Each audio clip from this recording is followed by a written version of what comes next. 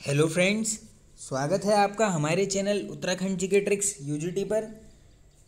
Friends, आज Uttarakhand GK MCQ wise practice set लेकर आए हैं आपके लिए। आज का हमारा टॉपिक है वैदिक कालीन इतिहास। इससे रिलेटेड जितने भी एमसीक्यूज़ आपके कवर हो सकते हैं वो सभी यहाँ पर लाए गए हैं। आप अपना स्कोर ज़रूर कमेंट बॉक्स पर बताइए। चैनल पर नए हैं तो फ्रेंड्स चैनल को सब्सक्राइब कर लीजिए। आइए स्टार्ट करते हैं। जो आज का हमारा पहला क्वेश्चन है वह है उत्तराखंड का प्रथम उल्लेख किस वेद में हुआ है।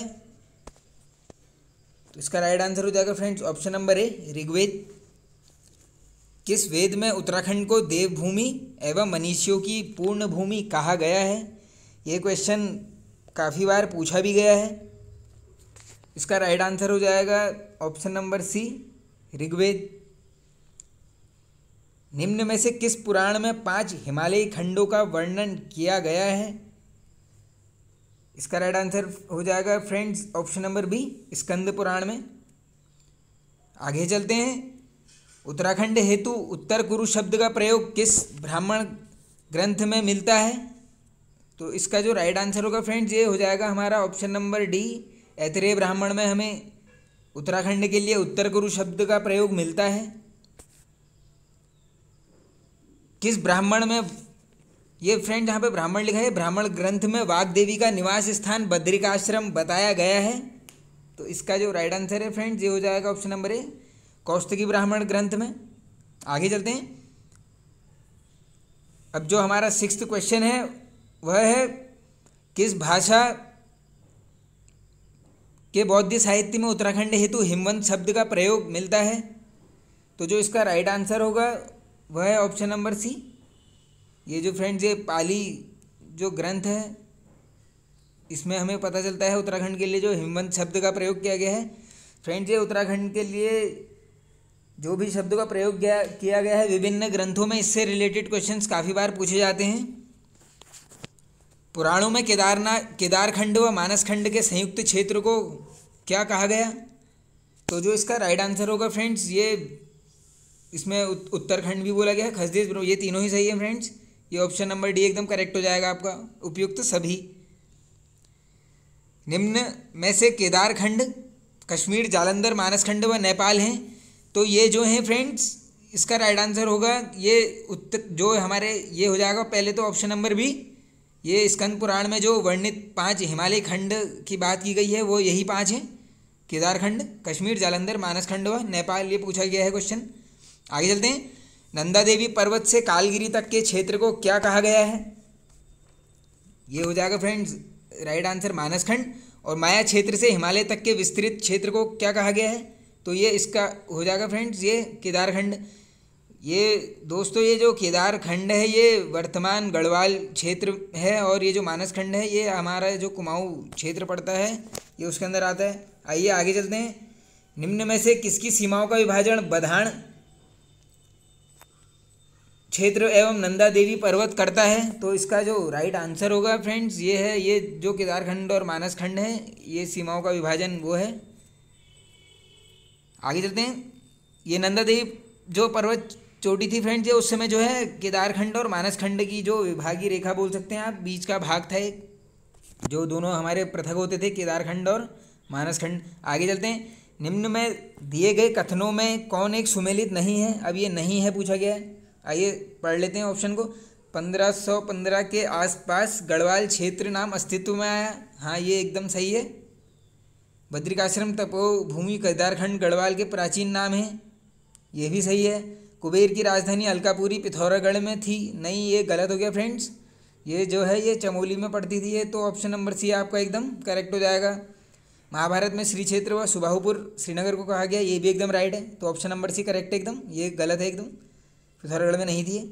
आगे चलते हैं। निम्न में से कुबेर की राजधानी अलकापुरी किस जिले में थी। ये आ गया फ्रेंड्स देखो ऊपर वाले क्वेश्चन का, ये राइट आंसर हो जाएगा आपका चमोली जनपद में। आगे चलते हैं। मनुष्यों के आदि पूर्वज मनु का निवास स्थान था। ये होगा friends right answer option number B, Alkapuri. आइए आगे चलते हैं। केदारखंड में गढ़वाल की सीमाओं की लंबाई और चौड़ाई बताई गई है, ये इंपॉर्टेंट है। तो इसका जो राइट आंसर हो जाएगा वो होगा ये 50 योजन लंबाई, 30 योजन चौड़ाई, एकदम सही है। ये ऑप्शन नंबर सी आपका करेक्ट है, ए और बी दोनों। किस वेद में वर्णन मिलता है कि इंद्र व सुदास ने असुर राजा शंबर के 100 गणों को नष्ट किया था? ये क्वेश्चन पूछा भी गया है। इसका राइट आंसर है फ्रेंड्स, ये ऋग्वेद में बोला गया है ऐसा। रघुनाथ मंदिर कहाँ स्थित है? तो इसका राइट आंसर हो जाएगा ऑप्शन नंबर बी, ये देवप्रयाग में है। किस वेद के अनुसार बद्रीनाथ के निकट गणेश, व्यास, स्कंद, नारद व मुचकुंद गुफा में वैदिक ग्रंथों की रचना हुई है? तो ये ऑप्शन इजी है एकदम, ये ऋग्वेद में बताया गया है। Option number C correct. आगे चलते हैं। राजा विराट की राजधानी, अब फ्रेंड्स ये जो युग्मों है इनको हमें सुमेलित करना है, तो आइए देखते हैं कौन सा हमारा पैटर्न यहाँ पर सही बनता है। राजा विराट की राजधानी ये थी फ्रेंड्स, मैं मैच कर देता हूँ, ये विराटगढ़ी थी। भ्रंगतुंग ये बोला गया है फ्रेंड्स केदारनाथ को। बाणासुर गढ़ मंदिर ये लमगोड़ी एकदम सही है। विशोन पर्वत टिहरी एकदम सही है। तो पैटर्न बन रहा है फ्रेंड्स 2, 3, 1, 4। तो ये ऑप्शन नंबर आपका ए एकदम करेक्ट हो जाएगा। 19th का ए है राइट एकदम। आगे चलते हैं। महाभारत में किस प्रयाग को समग्र पापों का विनाशक एवं तीर्थों का शिरोमणि कहा गया है? ये फ्रेंड्स बोला गया है, ये देवप्रयाग एकदम सही है। और फ्रेंड्स एक फैक्ट नोट कर लो, अब ये देवप्रयाग में कौवे दिखाई नहीं देते हैं, ऐसी किंवदंती है। अब कितना सत्य है कितना झूठ है ये पता नहीं, लेकिन हमने पढ़ा है, सुना है। आगे चलते हैं। नीचे दिए स्थानों में से पुलिंद राजा सुबाहु की राजधानी कहाँ थी? ये हो जाएगा राइट आंसर। सुबाहु की राजधानी ये थी friends Srinagar. Option number D एकदम करेक्ट है। तपोवन में किसने तपस्या की थी? ये फ्रेंड्स ये टिहरी गढ़वाल में पड़ता है तपोवन। तो ये इजी एकदम, ये लक्ष्मण जी ने करी थी यहाँ पर, ये आपने पढ़ा होगा। किस पर्व के अनुसार अर्जुन का विवाह नागराज कौरव की कन्या उल्पी से गंगा द्वार में हुआ था? तो इसका राइट आंसर फ्रेंड्स ये आदि पर्व के अनुसार, ये इंपॉर्टेंट है question. Option number B correct. प्राचीन काल में प्रसिद्ध विद्यापीठ थे? तो ये फ्रेंड्स कड़वाश्रम भी था, बद्रिकाश्रम। इसका मतलब राइट आंसर हो जाएगा आपका ऑप्शन नंबर सी, ए और बी दोनों। आगे चलते हैं। कड़वाश्रम निम्न में से स्थित है? ये है फ्रेंड्स ये ऑप्शन नंबर ए करेक्ट है, पौड़ी। ये है मालिनी नदी के तट पर। ये नदी पूछी जाती है आपसे, कड़वाश्रम किस नदी के तट पर है, आप नोट कर लो, मालिनी नदी के तट पर। आगे चलते हैं। महाकवि कालिदास ने किस ग्रंथ की रचना कड़वाश्रम में की थी? ये तो इजी है, कई बार पूछा गया है। Right answer option number B, Abhijnana Shakuntalam. निम्न में से किस स्थान पर बसंत पंचमी के दिन मेला लगता है? अब इसका जो राइट आंसर होगा फ्रेंड्स वो है कड़वाश्रम चौक। हाँ ये दोनों जगह लगता है, ये सही हो जाएगा आपका ऑप्शन नंबर डी, दोनों सही हैं। निम्न में से कड़वाश्रम किसके लिए प्रसिद्ध था? एक तो ये सही है ऑप्शन नंबर ए, दुष्यंत और शकुंतला की प्रेम प्रसंग हेतु। चक्रवर्ती सम्राट भरत का जन्म, ये भी एकदम सही है। तो ये दोनों ही आपके राइट हो जाएंगे।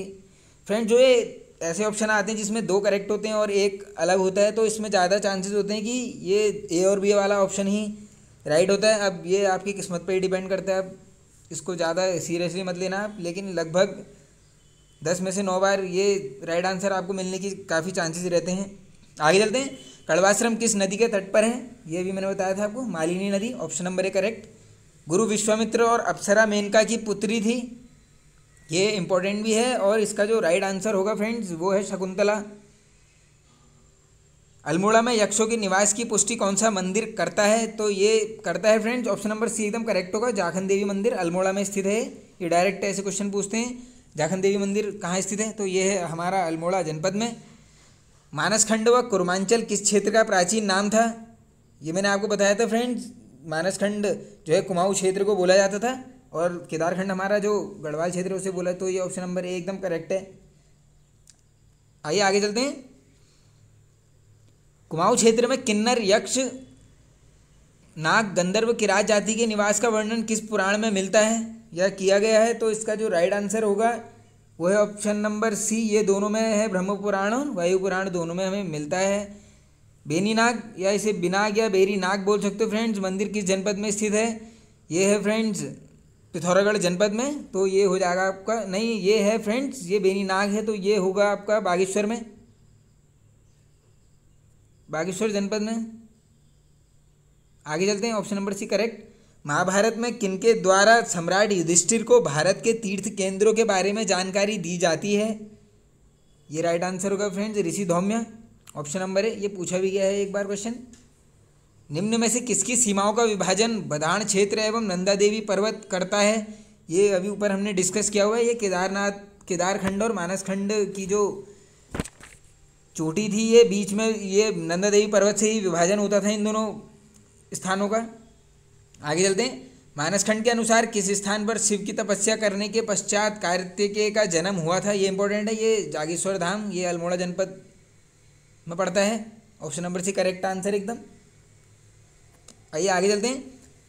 किस पर्वत के नाम पर मानस खंड को कुर्मांचल कहा गया था? तो इसका जो राइट आंसर होगा फ्रेंड्स, ये है ऑप्शन नंबर बी, एकदम करेक्ट हो जाएगा आपका। ये कांतेश्वर पर्वत एकदम करेक्ट है। आगे चलते हैं। आइए आगे चलते हैं। पौराणिक कथाओं के अनुसार भगवान विष्णु का कच्छावतार किस पर्वत पर हुआ था? इसका राइट आंसर हो जाएगा फ्रेंड्स ये कांतेश्वर पर्वत। ये चंपावत जनपद में स्थित है। ये नोट कर लो आप, ये क्वेश्चन पूछा भी गया है और ये पूछे जाते हैं ऐसे क्वेश्चंस। ऑप्शन नंबर है करेक्ट। आगे चलते हैं। राजकुमारी ईश्वरा का लेख किस स्थान से मिला है? तो इसका राइट आंसर हो जाएगा, ये तो काफ़ी बार पूछा भी गया, आपको पता भी होगा, लाखामंडल देहरादून। आगे चलते हैं। निम्न में से त्रिशूल लेख किस स्थान से प्राप्त हुआ है? ये हुआ है फ्रेंड्स बाड़ाहाट उत्तरकाशी, गोपेश्वर चमोली, ये दोनों सही हैं। तो ऑप्शन नंबर डी एकदम करेक्ट है आपका, बी और सी दोनों। अब फ्रेंड देखो यहीं पे याद कर लो इसे, बड़ा त्रिशूल गोपा, बस ये याद रख लो, बड़ा त्रिशूल गोपा, ये दोनों जगह से जहाँ से त्रिशूल लेख मिले हैं ये आपको यहीं पर याद हो जाएंगे। आगे चलते हैं। पुरुषोत्तम सिंह के बौद्ध गया अभिलेख में कुमाऊँ के लिए किस शब्द का प्रयोग हुआ है? अब ये नया क्वेश्चन है फ्रेंड्स एकदम। इसका पहले राइट आंसर मैं आपको बता देता हूँ। इसका ये हो जाएगा ऑप्शन नंबर डी एकदम करेक्ट है, कामादेश।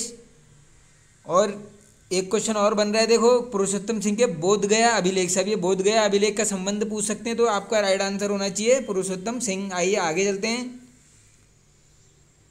किसने गढ़वाल शब्द की उत्पत्ति के बारे में कहा कि इस क्षेत्र में बहने वाली छोटी छोटी नदियां या गाड़ों से गढ़वाल शब्द बना है? अब ये नया टाइप का क्वेश्चन है, इसको आप नोट भी कर लीजिए। तो इसका जो राइट आंसर होगा फ्रेंड्स वह है ऑप्शन नंबर ए, ये हरिदत्त भट्ट जी के कथन है। इनको शैलेश भी बोला जाता है, हरिदत्त भट्ट, शैलेश।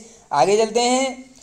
उत्तराखंड में वह स्थल जहां यमुना व टोंस का संगम है और जिस क्षेत्र से प्राप्त अभिलेख को सर्वप्रथम जेम्स प्रिंसप ने पढ़ा था, वह किस नाम से जाना जाता है? तो ये तो ईजी है, ये थोड़ा सा क्वेश्चन लंबा कर दिया। ये होगा कालसी, देहरादून, अशोककालीन अभिलेख है ये। किस जनपद के हिमयाण पट्टी में स्थित ऐसा पर्वत जिसमें गुरु वशिष्ठ ने निवास किया था, जिसके पुरावशेष विशिष्ट कुंड एवं विशिष्ट गुफा आज भी मिलते हैं? तो ये हो जाएगा फ्रेंड्स राइट आंसर आपका टिहरी। ये आपको पता होगा, विशिष्ट कुंड, विशिष्ट गुफा, पर्वत सब ये टिहरी जनपद में ही स्थित है। आगे चलते हैं। गढ़वाल का वह क्षेत्र जो प्राचीन विद्यापीठ था और जिसके नाम पर कोटद्वार का नाम परिवर्तित कर रखा गया है। अब ये पूछा गया है सीधे सीधे, कोटद्वार का नाम पूछ ले रहे हैं, तो इसमें राइट ऑप्शन है ये कड़वाश्रम। अभी जैसे हमने पता था ये मालिनी नदी के तट पर स्थित है ये कड़वाश्रम। ये यहाँ पर फ्रेंड्स जो कालिदास जी हैं उन्होंने अभिज्ञान शकुंतलम को भी यहाँ पर लिखा था। असंगत कथन का चयन करें। अब इसमें असंगत जो गलत है हमने उसको देखना है। कल्पनाथ व देवप्रयाग में गुफाओं के अंदर दीवारों पर लेख मिले, ये एकदम करेक्ट है। राजकुमारी ईश्वरा के लेख अनुसार यमुना उपत्यकाओं में यदुवंशों का शासक, ये भी एकदम सही है, यादवों का शासक था। ये हमें बदलता है राजकुमारी ईश्वरा के अभिलेख से। आगे चलते हैं। मोरध्वज, जिसको फ्रेंड्स प्राचीन ये मोरध्वज नाम था ये कोटद्वार का, ये नोट कर लो आप, से 3री सदी की मुद्रा लेख, ये भी एकदम सही है। अल्मोड़ा सिक्के चंद्रवंश से संबंधित है, नहीं नहीं ये थोड़ा गलत हो गया। अल्मोड़ा सिक्के चंद्रवंश से संबंधित नहीं है। कमेंट बॉक्स में बताना आप किससे संबंधित है, मैं पिन कर दूंगा कमेंट में आंसर इसका। आगे चलते हैं। निम्न सिक्कों में शिवदत्त, शिवपालित, हरिदत्त के नाम लिखित हैं, तो ये जो लिखित हैं फ्रेंड्स इसका राइट आंसर हो जाएगा ऑप्शन नंबर ए, ये 3 थे नाम, शिवदत्त, शिवपालित और हरिदत्त। बाड़ाहाट त्रिशूल लेख में किस लिपि का प्रयोग हुआ है? इसका राइट आंसर हो जाएगा फ्रेंड्स ये है ऑप्शन नंबर बी, संघलिपि। मुनि की रेती व सुमाणी से प्राप्त मुद्राएं हैं, ये हैं फ्रेंड्स कुषाणकालीन मुद्राएं, ऑप्शन नंबर ए एकदम करेक्ट हो जाएगा। निम्न में से मूर्ति पीठिका लेख कहाँ से प्राप्त हुए हैं। अब फ्रेंड्स सभी लेखों से रिलेटेड क्वेश्चंस देख रहे हैं यहाँ पर हम। तो इसका ये देवलगढ़ कोलसारी है, दोनों ही इसमें राइट हैं। ऑप्शन नंबर सी सब सही है, कोलसारी और देवलगढ़। आगे चलते हैं। निम्न में दिए गए किन स्थानों में से कार्तिकेयपुर राजाओं के ताम्रपत्री लेख मिले हैं। तो ये बैजनाथ से भी मिले हैं, पांडुकेश्वर से, कंडारा, बालेश्वर, ये सभी राइट हैं। ऑप्शन नंबर डी करेक्ट हो जाएगा। आगे चलते हैं। कालसी शिलालेख किस जनपद में स्थित है। ये तो शायद सबसे इजी क्वेश्चन होगा, देहरादून जनपद में है अशोककालीन शिलालेख। नेक्स्ट आगे चलते हैं। अब ये क्वेश्चन है सुमेलित कीजिए। तो अब इसको आइए सुमेलित कर लेते हैं। तो इसका जो पहले इसको सुमेलित कर लेते हैं फ्रेंड्स, राइट आंसर तो खुद ही पता कर लेंगे हम। कालसी शिलालेख प्राकृत भाषा सही है। मी फॉर इट, ये जो है कालसी शिलालेख की खोज, ये भी एकदम करेक्ट है। यमुनावर टॉस संगम कालसी, ये कलकूट हो जाएगा, ये यहाँ मिल जाएगा। तो ये है फ्रेंड्स, देखिए फर्स्ट का फोर्थ, यानी ये ऑप्शन नंबर ए हमारा करेक्ट है। 4 3 1 2 4 3 1 2 ये क्रम बन रहा है इसमें। आओ आगे चलते हैं। अशोककालीन कालसी शिलालेख का समय है। तो ये इसका राइट आंसर हो जाएगा फ्रेंड्स। ये है 255 ईसा पूर्व। नहीं फ्रेंड्स, ये हाँ ये 255 ईसा पूर्व नहीं, ये 257 है, सॉरी 57 है। ऑप्शन नंबर बी करेक्ट है, 257। आगे चलते हैं। कालसी का प्राचीन नाम क्या था। ये इजी है, कलकूट बोला जाता था। ऑप्शन नंबर ए एकदम करेक्ट हो जाएगा। किस शिलालेख में वहाँ के निवासियों के लिए पुलिंद एवं क्षेत्र को अपरांत कहा गया है। अब इसका जो राइट आंसर होगा ये है ऑप्शन नंबर डी, कालसी शिलालेख। ये पढ़ लो फ्रेंड्स, ये निवासियों को अपरांत के लिए बोला गया है और ये शब्द पूछे जाते हैं आपसे। ये निम्न में से लेखा परीक्षक किसे कहा जाता है। ये शिलालेखों की बात हो रही है फ्रेंड, ये सब जो पुराने शिलालेख थे, अब मैं आपको सब यहीं पे बता देता हूँ। देखो लेखा परीक्षक बोला जाता था फ्रेंड्स, ये इसका राइट तो हो जाएगा ऑप्शन नंबर सी, अक्षपटलिक को बोला जाता था। अब यहीं पर ये देखो अगला भी यहीं पर देखो, तहसीलदार को बोला जाता था, ये तहसील को तालुका, और प्रतिहार के लिए ये द्वार रक्षक, तहसीलदार को कुलचारिक। ये ऑप्शन नंबर ए करेक्ट हो जाएगा। निम्न में से बलाध्यक्ष किसे बोला जाता था। ये बोला जाता था सेना नायक को। तो ये राइट हो जाएगा ऑप्शन नंबर सी। शिलालेखों में महत्तम किसे, ये ग्राम शासक को। ऑप्शन नंबर सी, महत्तम बोला जाता था ग्राम शासक को। और ये जो गढ़ रक्षक बोला जाता था फ्रेंड्स, ये बोला जाता था कोटपाल। ये इंपॉर्टेंट है, कोटपाल गण रक्षक। तो फ्रेंड्स वीडियो एंड होती है। आई होप आपको पसंद आई होगी। पसंद आई तो फ्रेंड्स वीडियो को लाइक कीजिए। ऐसे ही फ्रेंड्स सीरीज़ पूरी स्टार्ट हो चुकी है, ये एंड तक जाएंगे हम। पूरे उत्तराखंड का सिलेबस ऐसे ही कंप्लीट करेंगे। साथ ही हिंदी में भी हम टॉपिक वाइज चल रहे हैं एकदम ऐसे ही MCQ सीरीज़। आपकी भी यहाँ पर प्रैक्टिस अच्छी हो जा रही होगी। आप अपना स्कोर ज़रूर बताइए। ओके फ्रेंड्स, वीडियो पसंद आया तो लाइक कीजिए, चैनल पर नए हैं तो सब्सक्राइब कर लीजिए। Thank you friends.